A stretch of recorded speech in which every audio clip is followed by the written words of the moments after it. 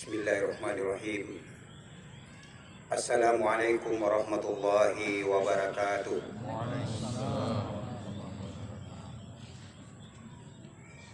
Allahu Akbar, Allahu Akbar, Allahu Akbar. Subhanallah walhamdulillah wa huwa ahlu tanzih wa sana. Allahu Akbar, Allahu Akbar, Allahu Akbar. Subhanallah walhamdulillah wa syukrulillah wa huwa ahlul fadli wal karami wal ata.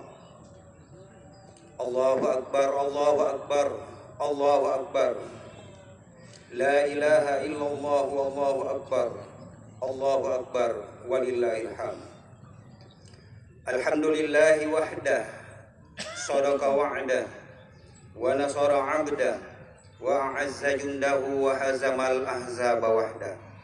Ashhadu an la ilaha illallah wahdahu la syarikalah, wa ashhadu anna Muhammadan 'abduhu wa rasuluh. Allahumma shalli wa sallim wa barik ala habibina wa syafi'ina sayyidina wa maulana Muhammadin wa ala alihi wa sahbihi ajma'in wa ba'd. Fa ya ayyuhal muslimun al hadirun, usikum wa iyaya bi taqwallah wa ta'atihi faqad fazal muttaqun. Allahu akbar, Allahu akbar, Allahu akbar walillahil hamd. Sidang Id yang dimuliakan oleh Allah Subhanahu wa taala. Patut kita bersyukur kehadirat Allah Subhanahu wa taala karena pada pagi hari yang cerah dan penuh berkah ini kita semua hadir di tempat yang penuh berkah ini untuk mempersaksikan diri kita kepada Allah Subhanahu wa taala bahwa kita adalah hamba-hambanya yang beriman, hamba-hambanya yang baru saja meraih gelar Al-Muttaqin. Mudah-mudahan iman dan takwa yang sudah bersemayam di dalam diri kita, di dalam hati kita, senantiasa membersamai kita, selalu mengarahkan kita untuk menjadi lebih baik di masa-masa yang akan datang. Oleh karena itu, mari kita semarakkan hari raya Idul Fitri ini dengan memperbanyak takbir, tasbih, tahmid, dan tahlil. Yang kedua, saya mengajak kepada kita semua juga untuk senantiasa bersalawat kepada Rasulullah sallallahu alaihi wasallam. Karena seandainya bukan karena Rasulullah sallallahu alaihi wasallam, kita tidak berada di tempat ini. Tapi karena sunnah beliaulah sehingga kita berada di tempat ini. Walaupun di Indonesia pelaksanaan Hari Raya Idul Fitri dilaksanakan dalam 2 hari, hari ini dan besok. Tetapi perbedaan hari ini bukanlah sesuatu yang prinsip. Tapi yang prinsip adalah kita telah melaksanakan ibadah puasa selama 1 bulan, mau 29 hari, atau diikmalkan 30 hari, itu tidak ada masalah dalam aturan agama kita. Yang masalah itu adalah tidak berpuasa dan tidak melaksanakan salat hari raya Idul Fitri. Allahu Akbar, Allahu Akbar, walillahil hamd. Kita yakin atau tidak yakin bahwa sesungguhnya Ramadan yang diutus oleh Allah Subhanahu wa taala kepada kita semua itu memberi manfaat yang sangat besar kepada kita, bukan untuk Allah Subhanahu wa taala. Oleh karena itu, orang yang memahami apa sebenarnya hakikat Ramadan dan untuk apa Ramadan itu ada, maka pasti dia akan memanfaatkan Ramadan itu dengan sebaik-baiknya. Rasulullah sallallahu alaihi wasallam bersabda, "Lau arabtum ma fi Ramadan." Seandainya kalian tahu apa rahasia yang ada di bulan Ramadan itu, la tamannau sanata an takuna syahra kulluha Ramadan. Pasti kalian ingin, pasti kalian berharap kepada Allah Subhanahu wa taala. Kenapa tidak 12 bulan itu semuanya dijadikan Ramadan saja? Oleh karena itu, banyak sekali rahasia-rahasia yang ada di dalam bulan Ramadan itu. Yang pertama, di bulan Ramadan ini Allah Subhanahu wa taala memberikan kemudahan-kemudahan bagi kita untuk memperbanyak ibadah kepada Allah Subhanahu wa taala. Rasulullah sallallahu alaihi wasallam bersabda, "Idza jaa Ramadan," apabila Ramadan itu sudah tiba, "futihat abwabul jannah," dibukalah semua pintu-pintu surga. Artinya tidak mudah, tidak susah bagi kita kaum muslimin untuk melakukan ibadah apa saja kepada Allah Subhanahu wa taala.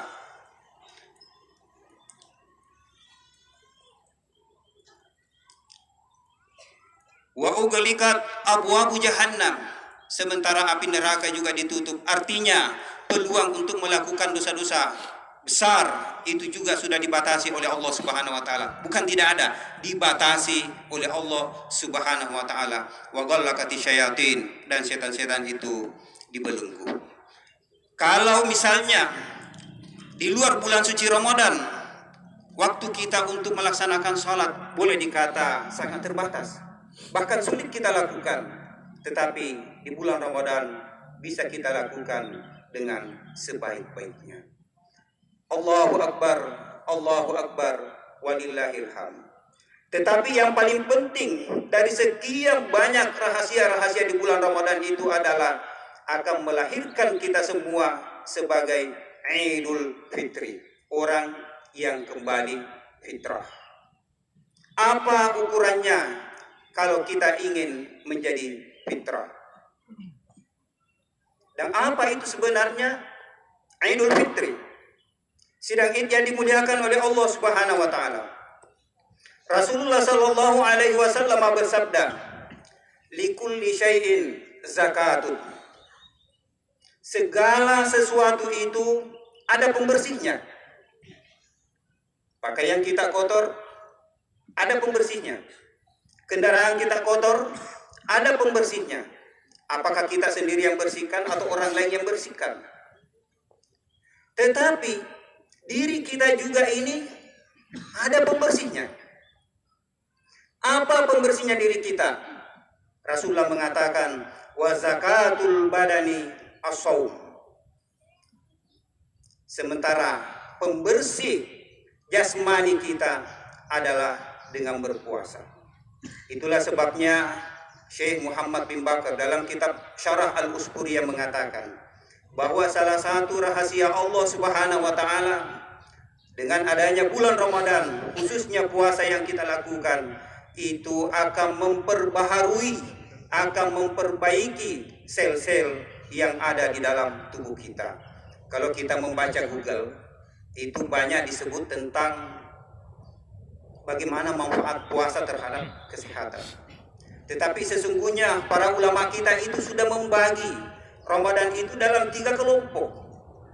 Cuma nanti tugas kita untuk membuktikan secara saintifik apakah itu bisa dibuktikan atau tidak. Ulama kita mengatakan bahwa 10 hari pertama yang kita kenal dengan rahmah itu sesungguhnya adalah proses cleansing. Proses di mana Allah Subhanahu wa taala membersihkan sel-sel yang ada di dalam tubuh kita. Usus-usus yang kotor, yang banyak menempel kotoran itu dibersihkan oleh Allah Subhanahu wa taala. Yang perlu di-stel sedikit, yang perlu diganti oleh Allah Subhanahu wa taala di 10 hari pertama itu. Di 10 hari yang kedua dibalansing. Artinya diukur dan dikondisikan sesuai dengan fisiknya seseorang. Kalau umurnya sekian, tekanan darahnya sekian, detak jantungnya sekian, dan seterusnya. Ya. Sama jika kalau kita punya mobil, kalau bannya rusak, ya diganti bannya, itu harus dibalansing untuk mengetahui putarannya apa sudah normal atau bagus. Berapa tekanan udaranya ban depan, berapa ban belakang, berapa kalau kosong, berapa kalau banyak muatannya. Begitu juga di hari yang 10 kedua di bulan Ramadan itu. Dan 10 terakhir itu adalah proses activating. Sesudah dibersihkan, sesudah dibalancing, itu difungsikan kembali. Makanya orang yang sebentar ini kalau selesai sholat kembali ke rumah makan sampai 1, 2, 3, 4, 5 sampai 10 rumah, makan buras sebanyak-banyaknya, makan ayam sebanyak-banyaknya, makan kue sebanyak-banyaknya, fisik kita itu bisa menikmati dengan baik. Kenapa? Karena mesin yang ada di dalam tubuh kita itu sudah diremajakan oleh Allah Subhanahu wa Ta'ala. Makanya orang yang tahu apa sebenarnya manfaatnya puasa terhadap dirinya itu, pasti dia tidak akan meninggalkan puasa.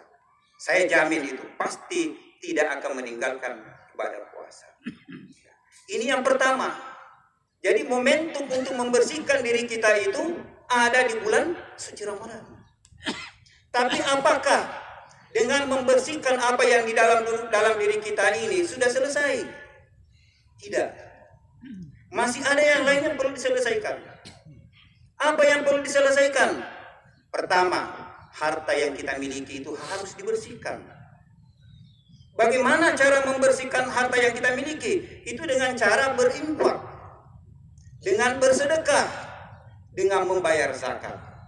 Rasulullah Shallallahu Alaihi Wasallam mengatakan, semakin sering seseorang itu berinfak, bersedekah, dan membayar zakat dengan cara terang-terangan atau dengan cara sembunyi, maka semakin bersihlah harta yang dimilikinya itu. Ketika harta itu bersih, maka harta itulah yang akan mendoakan kita kepada Allah Subhanahu wa Ta'ala. Sidang Id yang dimuliakan oleh Allah Subhanahu wa Ta'ala. Yang ketiga ini yang penting. Sesudah jasmani kita dibersihkan oleh Allah secara fisik, kemudian harta kita sudah miliki, maka di bulan Ramadan itu juga kesempatan sebagai proses penghapusan dosa terhadap sesama manusia dan kepada Allah Subhanahu wa Ta'ala. Hanya saja dosa yang kita lakukan itu ada dua jenis. Pertama, dosa kepada Allah Subhanahu wa Ta'ala, dan yang kedua adalah dosa kepada sesama manusia.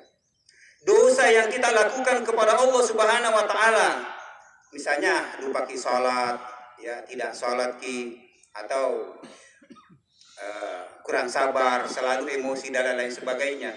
Itu bisa diobati dengan memperbanyak istighfar kepada Allah Subhanahu wa Ta'ala. Atau dengan cara bertaubat kepada Allah Subhanahu wa Ta'ala. Berjanji di hadapan Allah tidak akan mengulangi dosa-dosa itu lagi. Tetapi dosa yang kita lakukan yang berkaitan dengan sesama manusia, Allah tidak akan menghapusnya sebelum kita minta maaf kepada orang itu. Dan kita sebagai manusia biasa, sebagai makhluk sosial, kita tidak pernah hidup sendiri.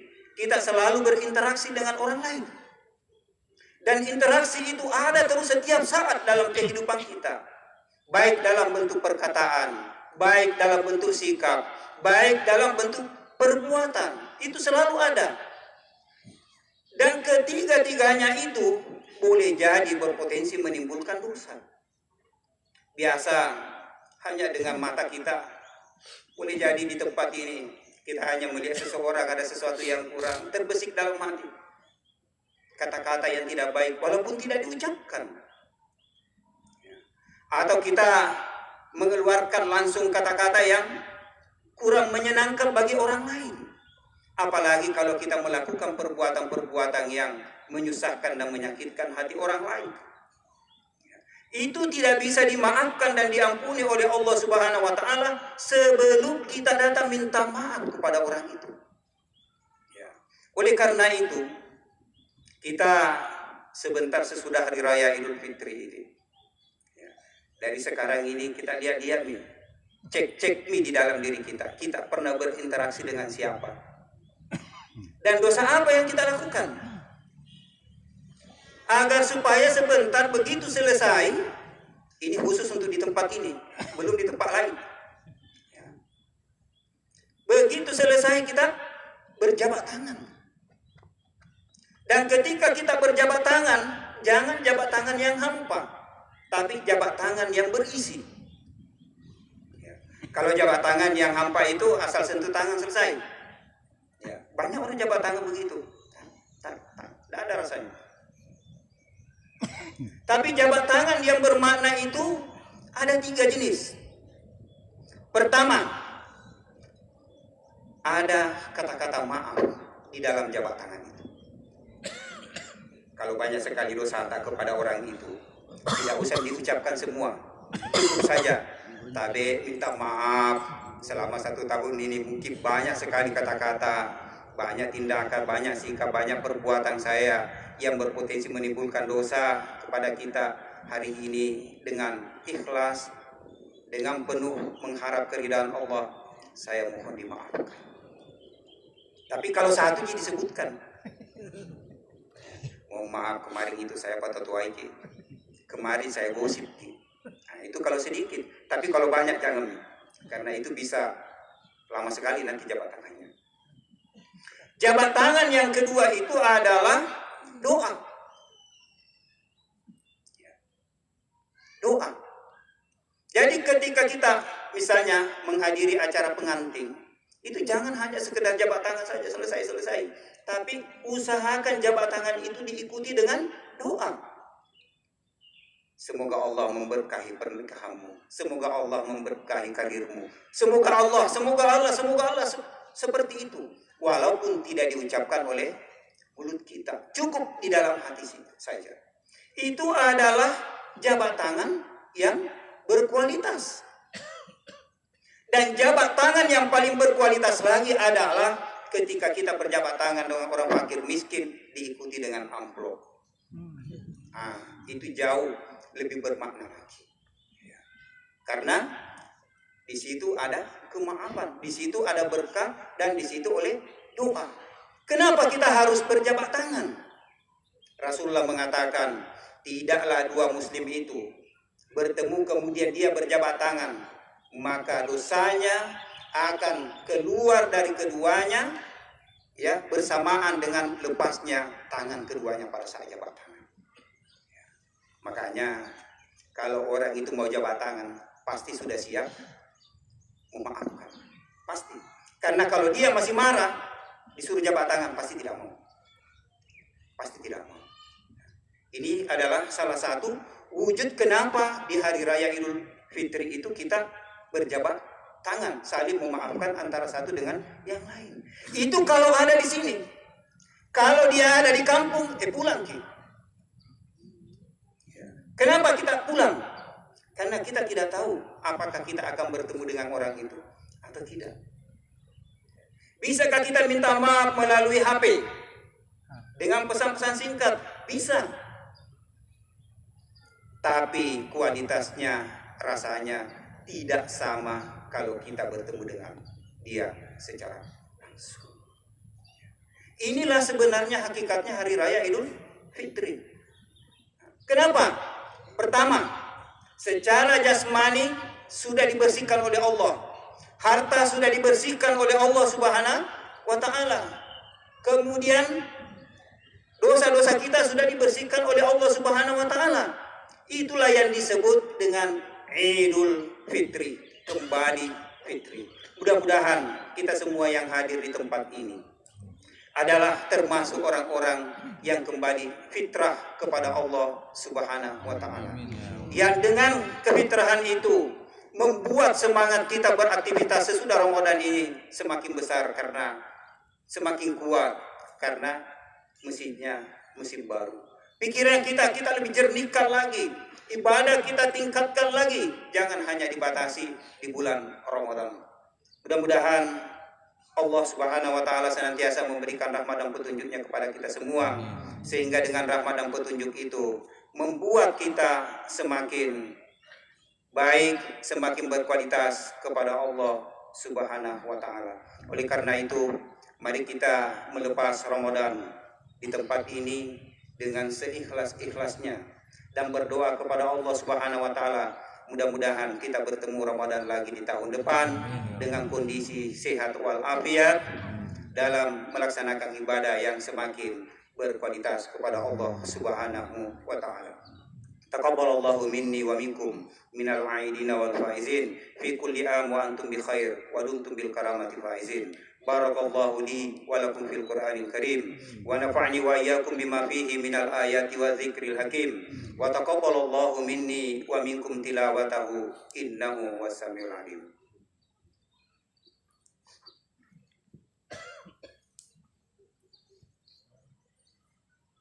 Alhamdulillahilladzi arsala rasulahu bil huda wa dinil haqq liyuzhhirahu 'ala dini kullihi wa kafa billahi wakila wa kafa billahi shahida.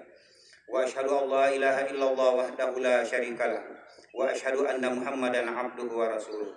Allahumma shalli wa sallim wa barik ala habibina wa syafi'ina Muhammadin wa ala alihi wa sahbihi ajma'in wa ba'd. Qala Allah ta'ala mukhbiran fi kitabihil aziz wa huwa asdaqul qailin. Inna Allah wa malaikatahu yusalluna 'alan nabi ya ayyuhalladzina amanu sallu 'alaihi wa sallimu tasliman katsira.